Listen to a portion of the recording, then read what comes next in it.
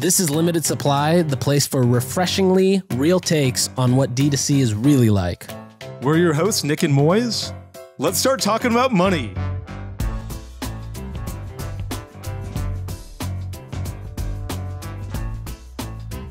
Still don't have a mobile-first strategy? Your competitors with mobile apps are enjoying a 2.4 times higher LTV with customers using their app and more sales month to month. Brands like Princess Polly, Chubbies, and Truff. Turn your Shopify store into a mobile app at tapcart.com/limited and get 2 months free. All right, Moiz, we're back for episode 5 of Limited Supply. How do you feel? Excited to be here. I really enjoyed doing the podcast at the Whalies. That was a lot of fun. That was a lot of fun. But I'm excited to do them in New York again next week. I feel like whenever we're in that studio in New York, we have this unique energy that we don't have. Just makes magic. You can see the sparks on the camera. Yeah, that's right. Yeah, it's awesome. How did you feel about it? I loved it. I thought it was fun doing like a live pod. It's always fun to see, like hear the giggle or people nodding their heads, like seeing it happen versus just like, imagining it as we're recording right now. But it was a lot of fun. I think the coolest part was just hanging out over there at the Whalies and meeting a bunch of people who have such kind of weird businesses or interesting businesses or, non-traditional in the way that you and I probably look at a business and we're like, what do you mean you don't spend on ads? What's wrong with you? Yeah, definitely. I thought that was really interesting as well. I thought it was a great event. Actually, I thought, it was a who's who of e-commerce. I thought it was fantastic to be there. So many faces that I recognized, people I hadn't seen in several years. I felt like it was the first real direct-to-consumer event post-COVID that I that I can remember. Where I was like, okay, at first I was like, oh, should I come? Should I not come? And I'm so glad that I actually went, despite all of the trouble getting there, the freezing cold weather in Austin, Texas. You were on the runway for 5 hours. Yeah. My flight was supposed to leave 30-minute flight from Dallas at 11 a.m. and it left at 5 p.m. We were sitting on the plane for 6 hours, but I had a good time still. Yeah, you probably could have biked there faster. Yeah. I would have driven, except the road. They were like, you're not allowed to. Basically, no one should drive because there's black ice everywhere. Dallas is. I've lived in Chicago. I've lived in New York. I've lived in Boston. I've lived in DC. All of those places are so ready for snow. Dallas or like Texas, it gets cold, and everyone's like, the power is going to go out. Be prepared. It's really very different reaction. Yeah. Okay, so tell me what we're chatting about today. All right, so, we've got a ton of stuff on this list. I think we should do a quick recap of the Whalies. I kind of came back with a sort of a punchline after the event that I think is worth talking about. I did some research on audiences. I think I've talked to a lot of people recently in the past couple of weeks about where they can buy audiences. Either they sell in retail and they're looking to advertise in a more targeted way, or they're just looking to, narrow in on specific demographics. I found this thing, writing copy for a hooks page last night. One of the brands that we work with, they have this like award on every single PDP for every SKU. And I started to think, what is this award?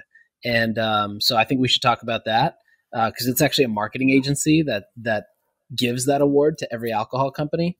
And then I think you have a few things on the table we should talk about too. Yeah, I can't wait to talk about the awards. It's an alcohol, I was in the alcohol business, and every time we would send out an email, we'd be like, this person won. Every single company in the alcohol business has won an award. And when someone walks up to me and they're like, we won double gold at the San Francisco World Spirits Competition, I'm like, that literally means nothing. Did too. Yeah, I know. I know what that means, and that's nothing. That's like saying, Gmail corrected my spelling while I was typing. Well, congratulations. Right. It also corrected mine while I was typing. Yeah. It's bananas, but I'm excited to talk about it. Okay, let's talk about the Whalies recap. Okay, cool. I got there Tuesday night, and I was there basically through Saturday. I love hanging in Austin just because I think the vibrance of the city is real. And there's just so many good people there. Austin's kind of becoming the new New York in terms of events are being there. More conferences are happening there. And I think it's just easy for people to get to. So you get a good variety of people that come. One thing I feel like I realized was, you talk to some founders and you're asking, like what are you guys doing? And everybody's kind of like sharing what they're doing. And it was so obvious that a lot of people, who are struggling to hit, let's say, a 5 million revenue mark or a 10 million revenue mark. They're focused on SEO, they're focused on out of home, they're focused on, working with influencers, they're focused on product collaborations, they're focused on, direct mail versus being focused on doing one thing really well. And I kind of wrote about this in my newsletter of like, all right, look, instead of trying to do everything and try to do everything or get started on everything or run a test with everything, find like one or two channels you're really, really good at. That could be Facebook and TikTok. That could be Facebook and influencers. That could be Instagram and direct mail, whatever it is. Find one or two channels. Honestly, it should just be Meta and Google, really. That's all you really need. And just go all in and figure it out. Like the feedback loops are so good. You can tag your site well enough with Elevar to where you get the data back. You can see what works. You can see what doesn't work. You can see the headlines that actually drive clicks versus the ones that don't. And you should build landers that basically correspond to that. And essentially that is, in my opinion, the best thing to do until you get to the 5 or 10 million mark, where you're still trying to figure out what works and how to make that engine grow versus, okay, we did, 100K and now we're going to go test direct mail. Like, who the fuck is your audience for 100K in revenue? Or, we're going to go do out of home because, it's going to build top of funnel. No one's going to give a fuck about your billboard, at that size. And so, my big takeaway talking to a bunch of people late night was like, look, you got to just go all in on one. And some of the brands there, like there was this brand, Mini Katana, which was a sword company. These guys were like, they did the same thing. They went all in on one thing, except it wasn't ads. It was organic TikTok and short form content. And they crushed it. They're a 8-figure business off of organic social content. He built a studio, a content studio, cost him mid 5 figures to run, and he's generating 300 million views a month of, eyeballs watching his content, and it drives all the sales he needs. And so, I remember on Thursday night, I went to dinner with him, and, something came up along the lines of, well, like as a joke, like, oh, what if we don't hit our revenue numbers? And, my response would have been like, oh, well, you run a promo, run a sale, crank some ads. His response was, oh, yeah, we'll just make some more TikToks. We'll be fine. And so anyways, I think going all in on one thing was the takeaway for me. It's something that I think we all talk about, but not a lot of us practice because there's shiny object syndrome. And, the brands that have done that, gone all in on one thing, like they're the ones that have proven to do really, really well. It's very rare you find a brand that early on is doing everything and ends up doing well, 2 years down the road, or is even around 2 years down the road. Yeah, I couldn't agree more with you. I think the hard part is just knowing where you should go all in on. Like, it's almost like, you were saying Facebook and Google, and this guy's like, no, it's organic TikTok that's going to bring me, a ton of revenue. And so I think that's the tough part, is being like, yeah, I want to focus on 2 channels as well. It's just what 2 channels work. Couldn't agree more. Facebook and Google are the things that can give you quick feedback loops. I particularly love Facebook because, you get to create demand. Like, if I were trying to buy deodorant, for instance, on Google, I'd be like, look, there are enough people searching for this product on a daily basis for this business to be viable. So you have to go out and create demand. And with Facebook, you can test things at $50, and within a day or two, you sort of understand what's my click-through rate, what's my conversion rate on this. So I love Facebook, and I think that's where, whenever I think of e-commerce, I'm like, this is where people are investing dollars. But people are making organic TikTok work, and that's crazy. It's crazy to be like, okay, so I'm not going to hit my revenue numbers. Let me go make some more TikTok videos. Who would have thought that? That is crazy to me as well. But like, at what point, I wonder, when you're dependent on a channel, it's both your greatest strength and your greatest weakness. Like, you're dependent on Facebook. You're like, great, Facebook is going to make me grow, until all of a sudden there's a little bit of headwinds from it. I wonder if you're on organic TikTok, whether you're ever worried, okay, I'm going to have to switch to paid. Like, when is TikTok going to flip that switch that Instagram switched and Facebook switched, which was organic reach doesn't matter anymore. If you need reach, you have to pay for it. Yeah, it's a good question. I also wonder too how that's going to play out, just given the, like shorts, reels, and TikTok are, and a little bit of Twitter, I feel like now is kind of switching to this, instead of you create content for your followers, you just create for the algorithm. And if it works, then, it'll kind of ride that conveyor belt. Yeah. Yeah. So I guess it becomes more, I don't know. They very well could like turn that ads piece on too and say, all right, well, if you're not paying, X amount, like, you're not getting on the algorithm, or you're not going to even get the chance to get on the algorithm. Yeah. It's both your greatest strength and your greatest weakness. And I think you're absolutely right. You basically have to wait until you can do $10 million in revenue before you need to find before you have to think about another channel. In fact, I remember when I was running native, I called Brian Lee up at Honest once, and he's like, Facebook will get you to $30 million in revenue. You don't need another channel to get to 30 million. Once you get to 30, maybe 40, you need to start thinking about second channels. And I was like, wow, this guy thinks Facebook can get me to $30 million. I thought it was really crazy, but he was kind of right about it. And I'm not sure it has the same scale that it did 5 years ago, but it can get you really, really far. And you're right. Like, people who are thinking of out of home, or people who are thinking, I've got to invest a lot of dollars up front in order to find out whether this business works. That's a huge mistake. I would have never invested more than $500 in anything to find out if it worked when I was running native until we were a $10 million business or more. And that's why Facebook was so great, right? You can invest $500 and find out, is this working or not? If it is, scale it. If it's not, turn it off. You can't do that with billboards or with postcards or, with a lot with magazine also the feedback ads. Loop just isn't there, right? You have to that's right. It's so you have to try to trace it, and it's not like Facebook. You can say, okay, I want to see this ad. How many people landed on my product page? Okay, then how many of those people added to cart? Why did this ad drive more people to, initiate their checkout versus, view just the product? So, and the timeline is so if you're doing the postcards, great. You're going to spend $50,000 on postcards or $50,000 on out of home. It's going to take you a month and a half to design everything and get everything right and send them out and get the postcard in people's hands or the billboards up somewhere. And then you're going to have to wait 30 days to figure out, or 60 days to figure out whether that worked or not. What are you going to do for the 90 days where, you're not supposed to be doing anything while you're waiting to see whether your marketing strategy worked? Facebook ads, you can run an ad today and you will know tomorrow whether it works or not. Right. Yeah. 100% agreed. Yeah. Any other interesting takeaways for you from Whalies? Yeah. Scale is to be had everywhere. E-commerce businesses aren't just $5 or $10 million businesses now. They're $50, $100 million businesses all over the place. They're not a dime a dozen, but they are all over the place. And people have really figured out how to scale in a bootstrapped way, which is impressive. I remember the True Classic, they're a huge brand, like a huge t-shirt brand. And I felt like 10 years ago, the brands that were really growing quickly were all VC backed and burning a ton of money in order to achieve their growth. And today it's, bootstrap brands that are able to do that all the time. And that, I find that to be really impressive. Yeah, I couldn't agree. I really love the True Classic Tees story.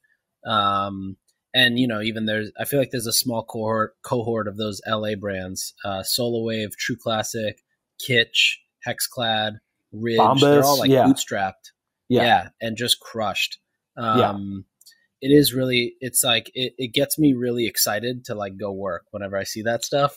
After hanging with Ben, I wanted to go home and open my laptop and figure out, okay, now how do I do that? Yeah, definitely. It's really inspirational. Yeah. All right. Anything else before we move on? No, let's move on to audiences. I'm curious to hear your take here. Okay. So I've told this story before when, Uber got canceled for, I think something related to picking up passengers or not picking up passengers. They got canceled, lost a ton of customers.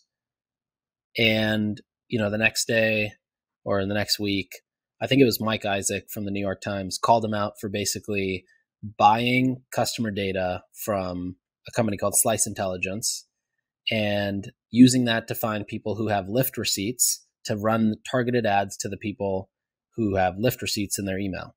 And Slice Intelligence bought a company called Unroll Me, which allows people to basically clean their newsletters and kind of condense their inbox basically go through it quicker. So, and Rakuten owns Slice. So Rakuten's like the big daddy, or the granddaddy. Then there's the daddy, which is Slice, and then there's Unroll. So I remember seeing this data or this article and thinking, this is amazing. How can I go by people who have bottled water receipts sitting in their Amazon receipts sitting in their email and go advertise to them? And we did. And our CAC was a third of what it normally was. This was also, keep in mind, this was when Facebook rewarded more, condensed or narrow audiences. I haven't run this stuff recently, personally, but I'll get into a couple companies here who say that they have. Before you get into it, did you buy that data through Unroll Me? Where did you get the data when you were I doing bought this it for Hint? I bought it from a basically just a salesperson under Slice Intelligence. Okay, and he uploaded it to your Facebook audiences, and that's how that's how it worked. It was gotcha. He didn't give you email addresses. Right in. Okay, correct. Gotcha. It's fully anonymized. So that's the thing. Like most people think that their data is private. It's never going to be private, and their data will always be out there. It's just going to be anonymized. So I can never point like, all right, this is Moiz's email in this audience, but you're in there. So we started running that. It starts crushing. Like we're talking not only the core audience, but the lookalikes, even up to like 5% lookalike, which is I think a 10 million sized audience, did really, really well. And then the next level we bought through Facebook, through our rep, which was basically data sets from Oracle, where we could say, hey, we want to buy people who shopped at Whole Foods in the last 3 months twice and used American Express. And within an instant, they could drop that right into Facebook. And I think they would charge a percentage of the CPM, I believe. It might have been, like 3% of whatever you spend is what they get for the audience fee. Then there was another company that actually tried to do this. So after this started working, there was a few brands that I would go get lunch with every month or so. And we would do this. We would, make a 1% lookalike and swap it. And so we would run theirs, they would run ours, and it worked pretty well. And there was a company that basically came out and said, like, they're going to try to do this, except I don't think they really understood the complexities of it, and it didn't really last. But the idea was there, and it was, and a lot of companies, at least from what I remember, were down to do this. Basically just trade audiences. And it was also never, for the record, it was never like the core audience. It was like a lookalike. So it was basically an anonymized by Facebook audience. Yeah. Okay, gotcha. Now today, fast forward, there's some interesting companies that exist. Slice Intelligence still exists. Oracle obviously still exists. Yeah. I've talked about this app called Quantcast Measure, which is basically a publisher tool that Quantcast offers to publishers. You put a pixel on, and they'll tap into third-party sources like Oracle and TiVo and all these other companies and try to pull insights. But you can get basically, you can go to these companies and still buy the audiences. You can now also, there's Shopify audiences, which I don't know. Have you used that before? I haven't personally run something with Shopify audiences. I haven't, but when we chatted with Harley a few months ago now, he was like, it's proving out to be really successful. Curious to see if that's like, if that works at scale, but they were like beta testing, I think, with Shopify Plus guys. Yeah. And then Disco Network has a audiences product as well. And I know they have a ton of data. I think they have, last time I did the math, they have data on a third of US households that receive mail. There's 150 million households that receive mail, and they have 55 million shoppers in their network, which is insane. So I think they have a decent sized audience product. I also personally have not run it, but I do know that it works well. I don't know about works well at scale, but I know that the brands that have tested it, that are clients of ours, have seen good success with that. There's another one which is not really fully announced. So this might be their coming out party. There's a company called Agile, which does these trucks around different areas. So they take these trucks that are, I think we've talked about this before. Yeah, we've chatted about it. They upload their truck routes into a software that, you know, has a certain number of seats have access to this software. It's basically like large agencies or companies like Agile. They can basically say, all right, this is the truck route that was run. You know, download all the mobile device IDs that were on the ground altitude level within, 25 feet of this truck route at the time it was there. And you'll get about 15% of mobile devices opted in automatically. And that comes through, think like free apps that are on the App Store people download. You know, they opt into location services, and now the app makes money because they're constantly just selling user location data back to a company like this. So you can get, basically the idea is you get to retarget people who saw the truck driving, which is one use case. The second one is you can actually go to them and say, okay, give me everybody who entered Sephora in the last quarter and load them into my Facebook, and I'm going to build a lookalike off of that. Or give me everybody who visited PetSmart 2 times in the last quarter, because that means that, you know, they're buyers of maybe food, and load them into my audiences.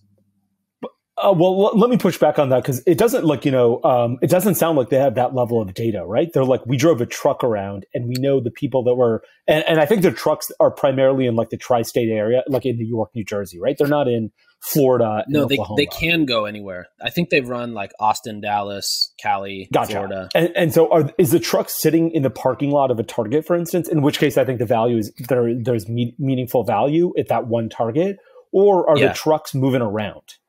So these trucks are basically, they're like regular delivery trucks. I want to say 60% of delivery trucks are leased by like 3 companies. And so they have the leases, they have agreements with those companies that own majority of them to basically put billboards on the side and let these truck drivers and truck leasing companies monetize the truck in a way that they would have otherwise just never made money on. For sure. Yeah, I guess what I'm saying though is like, I would love to buy the data of every single person that's walked into a Target in the last 30 days. And the way to accumulate that is if you have the ability to pick up mobile device IDs, and outside of a Target, just have a car parked there and be like, I want to pick up every single mobile device ID, take it and build an audience, and then I can sell it. I think it's less effective if you got trucks moving around, because then maybe you got, the delivery trucks at Target in Manhattan aren't coming at 4 p.m. They're probably coming at midnight to 7 in the morning, because that's when you can unload stuff. And so then you're probably getting a very different demographic than if you're getting the 4 p.m. than if you just have a car sitting outside there all the time. I like that idea though. I guess I would say 2 other things. One is we tried doing this at Native a long time ago, where we bought audiences via Oracle that were made from credit card data. And they're like, look, you're going to pay a higher CPM on Facebook, and Facebook pays us. You don't have to pay us a penny. And they uploaded that audience. We tried it. It didn't really work as well as the audiences Facebook had already, or our own lookalikes. The other thing I would say is this only makes sense if you're like probably $5 or $10 million or north of that amount of money when it comes to revenue. If you're a sub $5, $10 million business, Facebook lookalike 1% should probably perform better than anything else. There are except that Unroll Me sounds amazing. If you can buy Lyft receipts in email addresses and your Uber, you got a substitute good, and this makes a ton of sense. Similarly, if you're Topo Chico and you can buy LaCroix lists, maybe there are instances where I think it's super powerful, but I think if you're a sub $5 million business, it's probably not worth the bang for your buck, because the number won't be large enough. There won't be 40 million people in that audience. Right. Yeah, fully agreed. Just to clarify on the Target example, the tech is basically like uploading a truck route into a platform and saying, okay, now give me the people who were around that truck. And so for the store, you wouldn't even have to have a truck in the parking lot. You could just map all the stores nationwide and then immediately transfer that audience of device IDs into Facebook. Does that make sense? Well, yeah. How does the device ID get from the person who's walking into Target to the truck if the truck is not right next door? Is a truck able to broadcast 10 miles? No, so it's actually completely separate. It's mainly the way that it's associated with the trucks later is they'll update the route that the truck ran into this portal, and they'll get the device IDs that were opted in and near that spot that pinged for location at the time.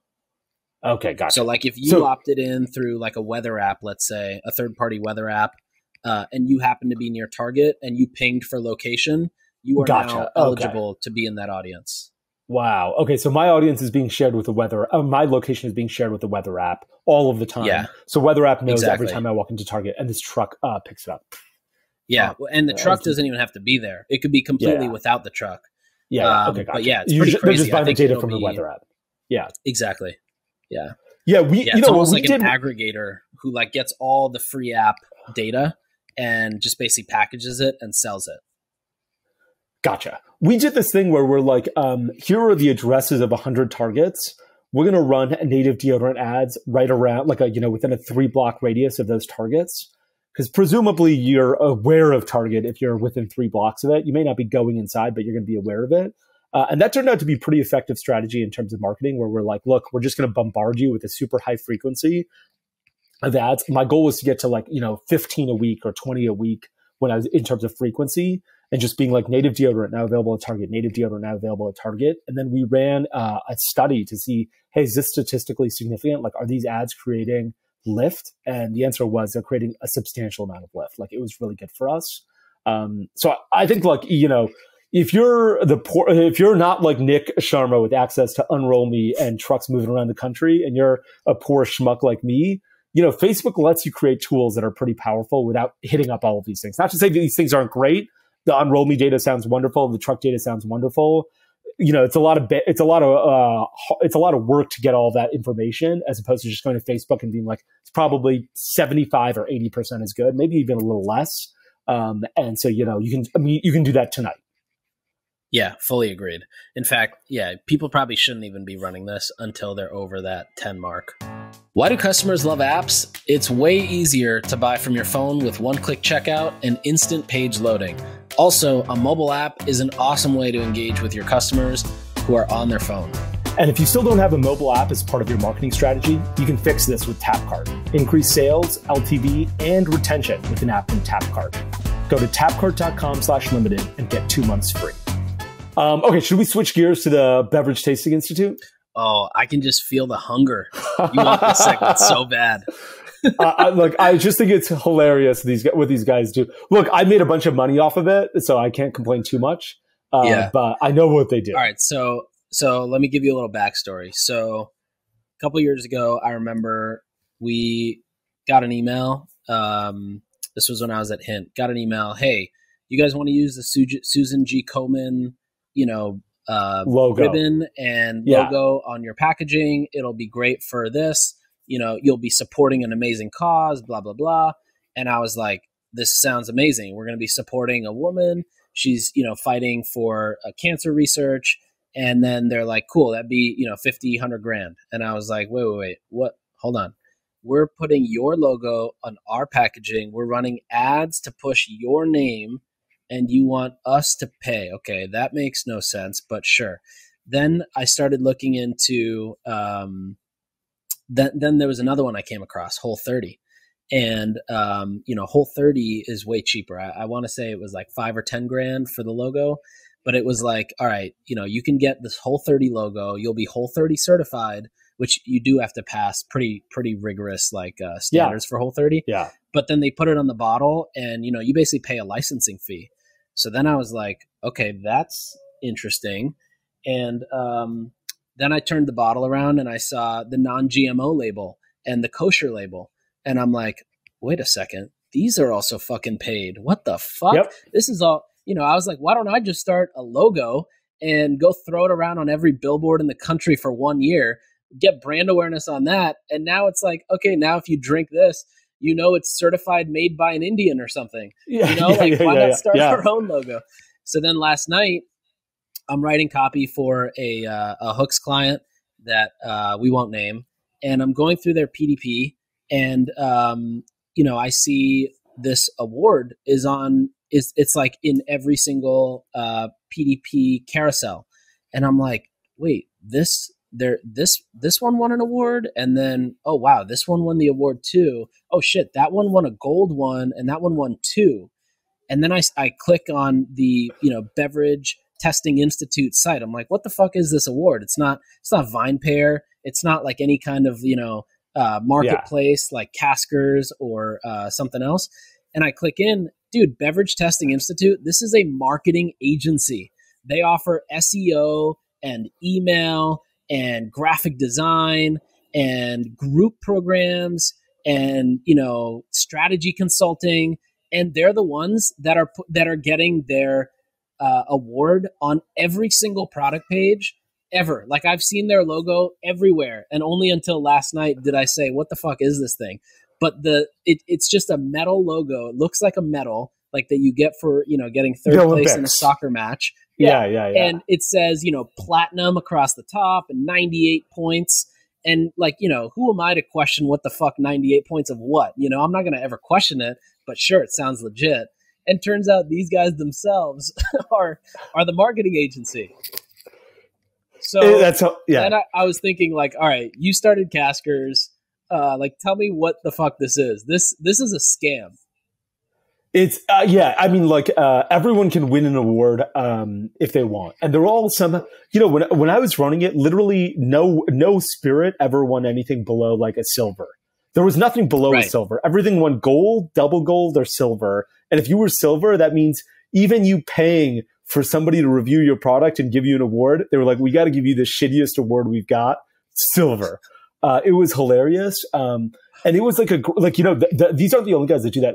Cosmo, I think Cosmo, you may actually have to win the award of best indie beauty product of 2023. But if you want to use their logo, they're like, guess what? Use our logo on your product. It's going to increase conversion rates, but you're going to need to pay us. Yeah, exactly. And so I don't think that's a crazy idea to just create your own company that gives out awards. Imagine House getting the NSA award. And what is NSA? Nick Sharma Awesomeness Award. There it is. I won double gold, best product of the year, best product of 2023 by NSA. And you're like, NSA, that sounds legit. Nobody knows what anything is anymore. And so that just sounds legitimate. And this isn't just happening here. I don't know how, in my Twitter DMs, I'll get things that'll be like, do you want to be like the New York tech entrepreneur, 20 of 20? If so, send me $5,000 and I'm going to get you on the list. Or you don't even have to send me the $5,000 until after I get on the list. And I look at the list after it comes out, and I never do things like this. And I'm like, I'm like, which one of these guys paid that $5,000 to be New York Tech 20 under 20 or whatever it is? I'm like, you guys are scumbags on this list. I know you guys are scumbags and you paid for this. And you're then afterwards you're like, I am so humble to have received this award. Yeah. Even though they pay for it. So it happens with products. It happens with people even, which really blows my mind. So another one that kind of aligned to this, I don't think it's Goalie. There's another company that it basically sells supplements. It's not Goalie. There's a company that sells supplements. So I went to their site last week. I can't remember the name of it. But, it's like this, Z-list athlete is holding the thing. And it looks like they were all in front of a red carpet, like at some event. So they got, 25 people to walk through the red carpet, hold it, snap a photo. One person's in a dress. One person's in like a suit and tie. And, it's kind of similar. There's two ways these awards and like celebrities and influencers, they work. One is like, you basically go out and you get this award, you get a celebrity, you get a piece of content, and then you turn around and figure out how to weaponize it from a marketing standpoint, which is what the Beverage Testing Institute is. This is also the same, Camila Cabello doing a Skechers ad, right? Skechers goes out, pays her, they create content, and then it's on Skechers to go figure out. But the ones that are really valuable are the opposite, where they power the distribution and the award. So if VinePair or if Caskers did 25, new beverages in 2023, you're pushing that out to your audience, right? And so it's actually valuable for, or there's distribution built in, and it's also legit versus, you should have done this with Caskers, the fucking Caskers, the Caskers Whalies every year, and you give out a different award, and $5,000 to participate, and $10,000 to take home your trophy, and another $5,000 to use our logo as a license. Yeah, you're right. We could have done that. And it's hard in the spirits industry. It got so opaque that I wasn't sure what was legit and what wasn't. I'm not sure if it was the San Francisco guys that were like, yeah, you can buy this, or if it was another one that was like, you can buy this. It got really opaque. But I'll tell you one thing that worked really well for us at the time was there was something called the ultimate Beverage Institute or something like that, and they gave out points. And so Pappy Van Winkle is this bourbon that everyone wants, right? Because it's hard and it's super hard to get. And there would be this bourbon, like I'm not even sure it was made in Colorado. I think it was made in Indiana at the time, but it's called Breckenridge Bourbon. And we would be like, we would advertise. Subject line would be like, buy the bourbon that beats Pappy, this thing scored higher than Pappy on the Ultimate Spirits Guide or whatever it was. And we would sell so much of that. I kid you not. When we were going to do a sale of this, we would have to contact the distillery and be like, you need to stock all of our suppliers with 3 truckloads of this stuff because we're about to sell out of virtually everything you can make. We can sell 1,000 cases of this with 1 email and 1 subject line. So the honest answer is I think these things are important and can move the needle for a lot of people. Like, totally. I lived it. And whenever we would do Breckenridge, we knew what we were doing. We're like, the bourbon that beat Pappy. That would be the subject line and would sell a ton. And whenever the list would come out every year, we're like, please make more bourbons that beat Pappy so we can sell more bourbons that beat Pappy as a subject. We can send out more of these emails. And some guy on Reddit, I wonder if it's still there, he's like, the one thing I've learned from being on the Caskers email list is these awards mean nothing. Everything is beaten Pappy. Everything is scored 97. Everything is scored double gold. And so some guy on Reddit is like, I figured this out. The Caskers guys are just putting gold, saying that everything has a gold medal, even though we're not giving out the gold medal. Somebody else has. Yeah. Beverage Institute is. Yeah, somebody, exactly. But we would use it to our advantage and try and really sell that stuff. And it worked out really well. It's crazy how marketing at the end of the day is just perception. And it's like shaping perception into reality. And if you can do that, you can sell things. Definitely. This reminds me that we would get like 2 people who would email us all the time in native. One was Kathy something, who is some celebrity, and the other was Kevin Harrington. And Kevin Harrington is the biggest scammer in the whole world. I don't know when you started saying giving out awards. Kevin Harrington, somebody will email you from Kevin Harrington's team. Kevin asked me to personally reach out to you. He thinks you're amazing. We need to get on a call because he wants to promote your products. So you get on this call and they're like, okay, give us $20,000 and that'll be worth it. And Kevin Harrington will do something amazing and try and get you on Shark Tank, even though I think he's a complete scammer. He must have emailed us 100 times. And I was like, let me talk to Kevin Harrington himself. And they're like, you can never talk to Kevin Harrington. But have you ever gotten any of his emails?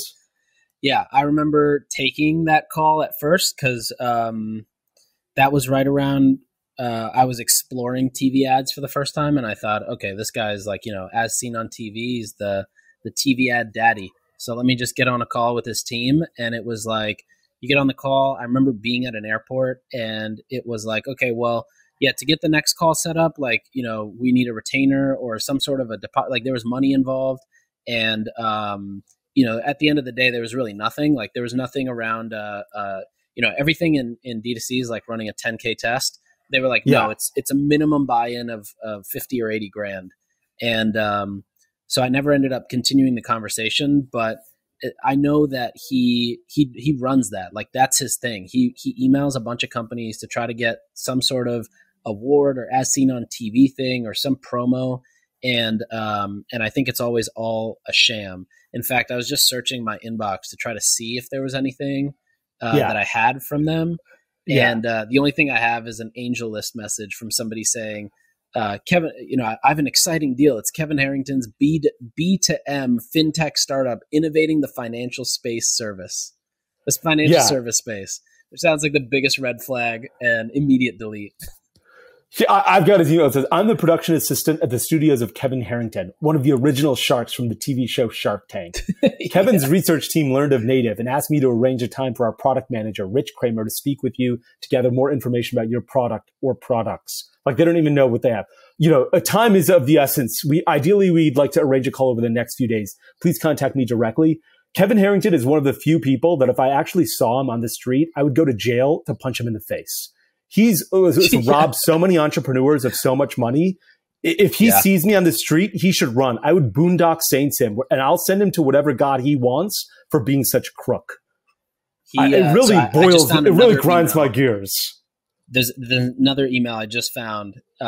Similar thing. It says, Nick, I hope you're well. Great connecting on LinkedIn. In addition to being an advisor to Kevin Harrington, original shark from ABC's hit show Shark Tank, I'm partnered with Alan Kay, legendary advertising executive, and he's like, Alan's copied here, blah, blah, blah. And it's like just the sharkiest, kind of most bullshit looking site you've ever seen. Yeah, there's, I can't believe that he's able to take advantage.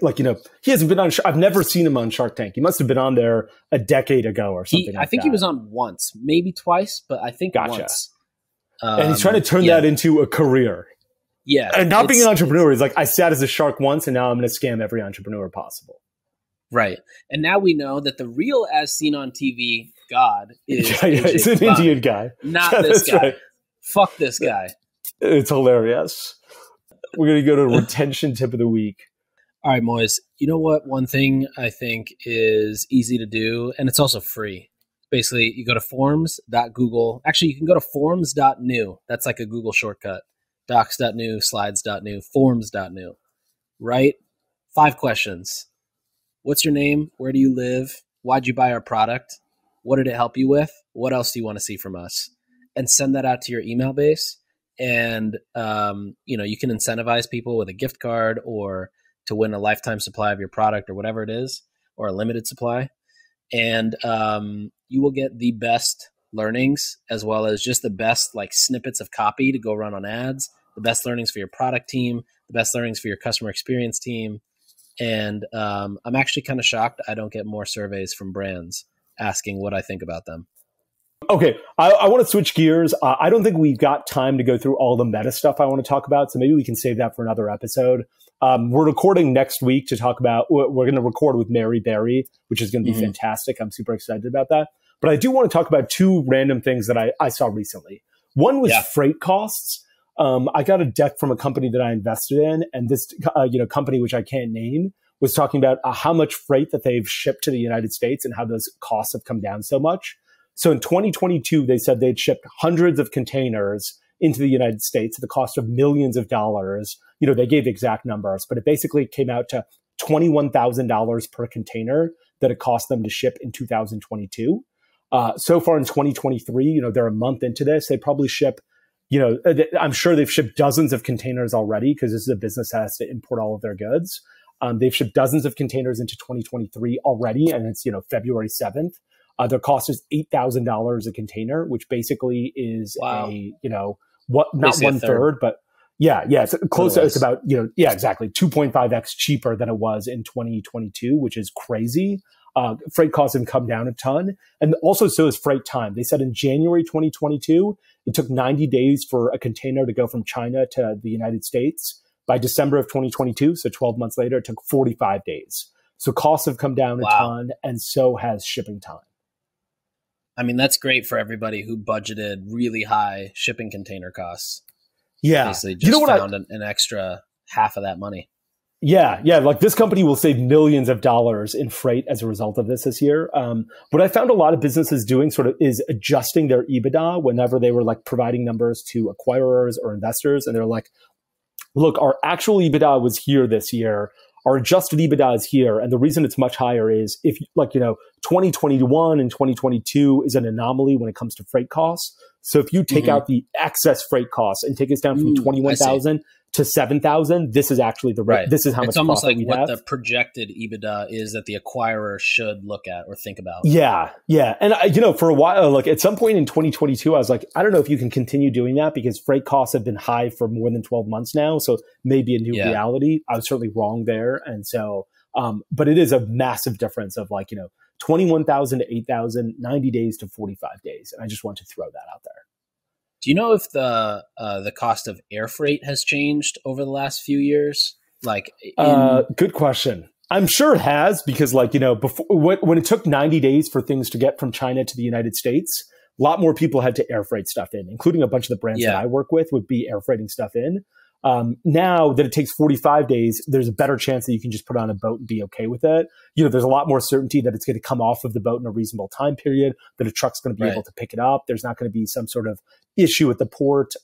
So I bet as a result, there's just less air freight. And so the costs have come down. How much? I'm not sure. I had to air freight a bunch of stuff during the pandemic and it was a fortune. Thank God I'm not having to do that anymore. It was basically when I had to air freight something in, it would be quadruple the cost, not quadruple. It would actually be quadruple the cost of the product. So if a product would cost you 50 cents, the air freight would cost you $2 for that item to bring it in, which was bananas. Wow. So, on a boat, it would cost you 10 cents. So it'd be 20x the cost of a boat. And for me, it was 4x the price of an actual product itself. Do you remember when you were running native at scale, like what percentage of containers would just get fucked? Were there very few. Very few. And the other thing was that like often we tried to buy plastic not in-house, but close domestically.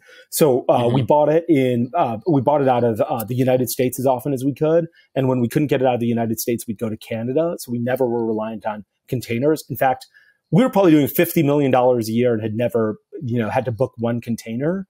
At some point that changed though. When we wanted to do soft touch packaging and we wanted to do screen printing, like no one does screen printing on deodorants, everyone does labels, and we wanted to do screen printing. And so then we're like, okay, we got to go to China for this. I went to the China factory that did it, and it was the coolest thing I've ever seen in my entire life. Like those guys were so good at manufacturing deodorant components. It was awesome. Yeah, that's awesome. Okay, the other thing I know we have to wrap up pretty soon. The other thing I wanted to chat about was Bed Bath & Beyond. And the reason I bring this up is because, their stock has been very volatile recently. Like it's up and down, that people are thinking about filing bankruptcy, all that kind of stuff. But I really wanted to ask you about, I don't understand how you think about this or how to think about this really, is like, if you're a direct to consumer brand and you have Bed Bath & Beyond as one of your larger channels, because it's a pretty big store with a lot of locations and they're about to go bankrupt, what are you supposed to do when it comes to like continuing to fulfill POs? So for instance, if you're Quip and you're at Bed Bath & Beyond or Brewmate or Liquid IV, and Bed Bath & Beyond is like, hey, here's a $100,000 PO. We're going to pay you in 90 days. And like, the Wall Street Journal is like, hey, Bed Bath & Beyond is about to declare bankruptcy. Do you just not ship to them? What do you do? It's a good question. I would probably not ship. It looks like they did get a lifeline to sell $1 billion of equity. But I don't think I would. In fact, I remember a couple months ago, Sean from Ridge, he tweeted about a company that did the same thing. Like they were nearing the end. I think we may have even talked about the company on the pod, but they were nearing the end. And, they kept telling people like, hey, keep sending us product. We're going to keep selling it. And they kept all the money. They never paid a single dollar out to suppliers. And they fucked over a lot of suppliers that way. I mean, PaperSource, I think, was another store. I think it was PaperSource. They also filed for bankruptcy and kept telling people to send product. And then, all their suppliers got screwed over too. Personally, I probably wouldn't. I would just think like, okay, well, the worst case scenario is you lose your hard COGS. The best case scenario is you lose some margin on something that you would have gotten paid in 4 months anyways. And, you can probably go back in there if it's really selling well. Yeah.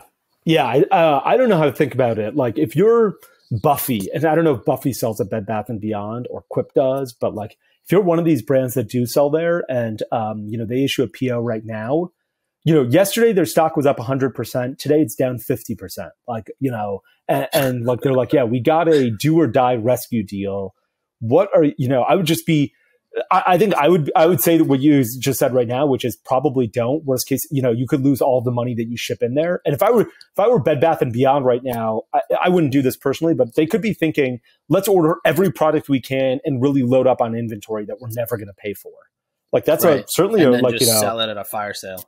Exactly. And so now all of a sudden you're never going to get paid, and we're going to get whatever inventory you've got. I mean, I don't think that's what they're thinking, but like that's certainly a strategy that some evil asshole could do. And so I don't know if I would ship in there. I think the only issue is like, what if Bed Bath & Beyond makes up 10, 25% of your revenue right now? And you're like, I can't, do you risk it? Like, I still think you don't ship. Kind of a huge bet. Because it's too close. Yeah. But it becomes really important. And I'm curious if anyone has had any experience doing this with PaperSource or Bed Bath & Beyond or, Blockbuster or somebody or Circuit City. Please let us know on Twitter. DM me on Twitter, DM Nik on Twitter. I'd love to hear the answer to this and how things worked out. I don't know how to think about this right now. And I feel like smarter people have already had to make decisions and would love to hear how it worked out. Yeah, I do think everybody should go open their glove compartment, get all their 20% Bed Bath & Beyond coupon posters and go cash them in. Yeah. There was this Wall Street Journal article about the company and how like its two founders were two friends that decided to merge their stores and start building Bed Bath & Beyonds. And they were like, that was the only marketing they did, the 20% off coupon. And they're like, we found that clutter was actually the best thing in the world for the store. We wanted to stock everything up to the ceiling. Open floor plans. Forget about open floor plans. It's basically like IKEA. It's a maze in there, and you got to go through the maze in order to get to the exit. You have to jump on ladders to get stuff sometimes. Yeah. And so they're like, this is what worked, and it was fantastic. And they ended up leaving for some reason or another. And they're both probably in their 70s or 80s, or like, they're kind of old guys now. And the Wall Street Journal was like, hey, do you regret selling, or how do you feel about that? And they're like, the day we left the business was the day, we stopped thinking about it. Like, it wasn't a big deal. Yeah. They're like, it was our life's work and we hope it succeeds, but a lot of businesses come and go. This could be one of them. We did the best that we could at the time. It was really like, I really like their mentality of being like, look, we did the best we could. This is, businesses are built on the founders that lead them at the time and not on the legacy of they're built on the CEOs who are running them at the time, not the legacy of the original person who founded it. And I really appreciated like how they thought of it. I couldn't agree more. Okay, I think we got to wrap it up now. We got to talk about Meta earnings at some point. I think it's really interesting, particularly like how when you start looking at CPMs per user per geography. I think you're going to find that really interesting, Nick. And then, but I guess we're going to have to wait 2 episodes. Next episode is an interview with Mary Berry. After that, we're going to talk about a bunch of Facebook ad stuff. They're growing U.S. users and the CPM per person per geography, I think is super interesting. And then we can also talk about how e-commerce spend on mobile grew 2x compared to desktop. If you don't know who Mary Berry is, let me give you a preview. Yeah, she spends $10,000 a year on her hair extensions, which is not even a joke. And, more. She's building a salon in her manufacturing facility. That's right. Yeah, she decided to She got into cosmetic manufacturing because it was the only way she could afford all of the makeup she wanted to purchase on a yearly basis. Which I think if I said that to her, she'd be like, that is partially true. Yeah, she would say that's probably pretty right. Yeah. And Nick and I are both friends with her, and it's going to be a fantastic episode. So looking forward to having everyone join next episode.